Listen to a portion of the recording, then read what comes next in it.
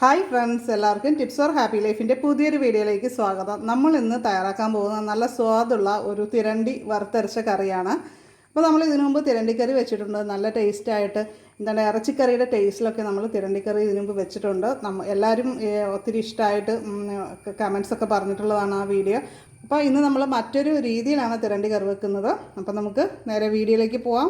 നമ്മളിവിടെ 1/2 കിലോ തിരണ്ടിയാണ് എടുത്തിരിക്കുന്നത്. അത് ഒരല്പം മഞ്ഞൾപ്പൊടിയും അതേപോലെ തന്നെ ആവശ്യത്തിന് ഉപ്പും ചേർത്തിട്ട് ഒന്ന് പുരട്ടി ഒന്ന് വെക്കുകയാണ്. അരമണിക്കൂർ നമ്മൾ അങ്ങനെ മാരിനേറ്റ് ചെയ്ത് വെക്കുക, മൂടി വയ്ക്കുക.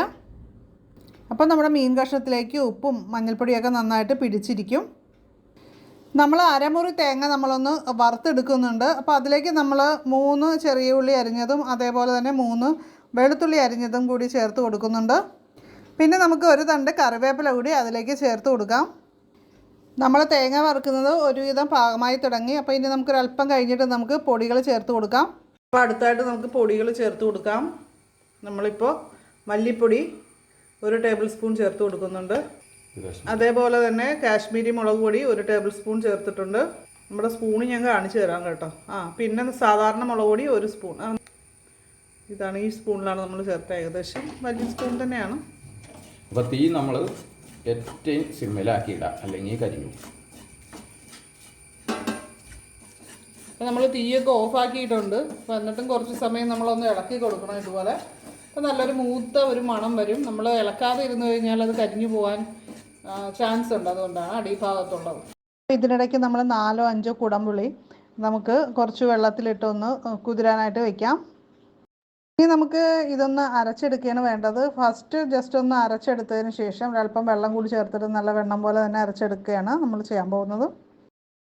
പിന്നെ നമ്മൾ അടുത്തായിട്ട് ഇവിടെ എടുത്തു വെച്ചിരിക്കുന്നത് എന്തൊക്കെയാണെന്ന് വെച്ചാൽ ഒരു 15 ചെറിയ ഉള്ളി അരിഞ്ഞു വെച്ചിട്ടുണ്ട്. അതേപോലെ തന്നെ വെളുത്തുള്ളി ഒരു ചെറിയ അല്ലിയാണ് നമ്മൾ എടുത്തിരിക്കുന്നത്. അതുകൊണ്ട് ഒരു 10 അല്ലി എടുത്തിട്ടുണ്ട്.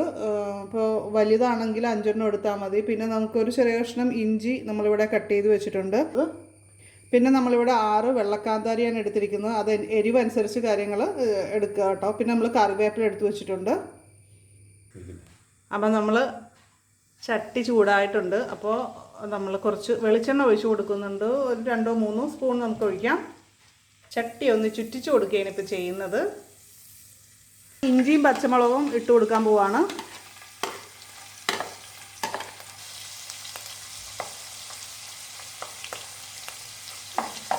അതൊന്ന് ഇളക്കി അതൊന്ന് ചെറുതായിട്ട് പച്ച ചുവ മാറണം. അപ്പോഴേക്കും നമുക്ക് അടുത്ത കാര്യം ഇട്ട് കൊടുക്കാം. അടുത്തായിട്ട് നമ്മൾ ഇടാൻ പോകുന്നത് വെളുത്തുള്ളിയില്ലേ, അതൊന്ന് അരിഞ്ഞതാണ് ഇട്ട് കൊടുക്കാൻ പോകുന്നത്. പിന്നെ നമ്മൾ കറിവേപ്പില കൂടി ഇട്ട് കൊടുക്കുന്നുണ്ട്. അതൊന്ന് നന്നായിട്ട് ഇളക്കി കൊടുക്കുക. അപ്പോൾ നമ്മുടെ ഇട്ടിരിക്കുന്ന സാധനങ്ങളൊക്കെ ഒന്ന് മൂത്ത് വന്നിട്ടുണ്ട്. വെളുത്തുള്ളിയും അതിൻ്റെ ആ പച്ചച്ചുവയെല്ലാം ഇഞ്ചിയുടെയൊക്കെ പച്ചച്ചുവയൊക്കെ മാറി. ഇനി നമ്മൾ അടുത്തായിട്ട് ചെറിയ ഉള്ളി നമ്മൾ അരിഞ്ഞു വെച്ചിരിക്കുന്നത് ചേർത്ത് കൊടുക്കുന്നുണ്ട്. നമ്മുടെ ഈ തിരണ്ടി വറുത്തരച്ച കറിക്ക് ചെറിയ ഉള്ളിയാണ് കേട്ടോ നല്ലത്. സവാളയേക്കാളും നല്ലത് ചെറിയ ഉള്ളി തന്നെയാണ്. അപ്പോൾ ഇനി നമുക്ക് ആവശ്യത്തിന് മഞ്ഞൾപ്പൊടി കൂടി നമുക്ക് ചേർത്ത് കൊടുക്കേണ്ടതുണ്ട്. അപ്പോൾ ഈ സമയത്ത് നമ്മൾ അപ്പുറത്തെ അടപ്പിലേ കുറച്ച് വെള്ളം തിളപ്പിക്കാനായിട്ട് വെച്ചിട്ടുണ്ട് കേട്ടോ. നമ്മുടെ മീൻകറിയിലേക്ക് ചേർക്കാനുള്ളതാണ്.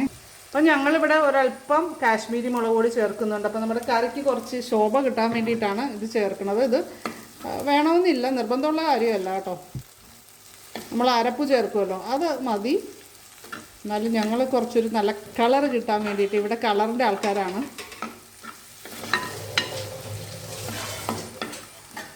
അപ്പോൾ നമ്മുടെ മുളക് ഇപ്പോൾ മൂത്തിട്ടുണ്ട്. അപ്പോൾ നമ്മൾ ഇനിയിപ്പോൾ നമ്മൾ അരപ്പാണ് ചേർത്ത് കൊടുക്കാൻ പോണത്.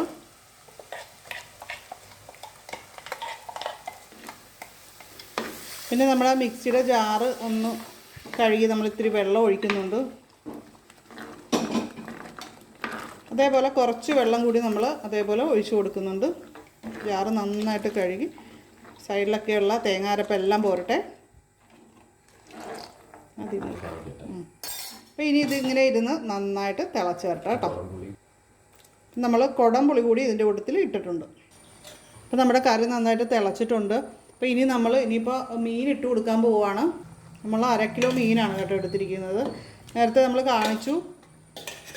ഉപ്പും മഞ്ഞൾപ്പൊടിയും ചേർത്തിട്ട് നന്നായിട്ടൊന്ന് മിക്സ് ചെയ്ത് വെച്ചിരിക്കുകയായിരുന്നു. അപ്പോൾ അതൊക്കെ നന്നായിട്ട് ഉപ്പൊക്കെ പിടിച്ചിട്ടുണ്ട് മീനിൽ.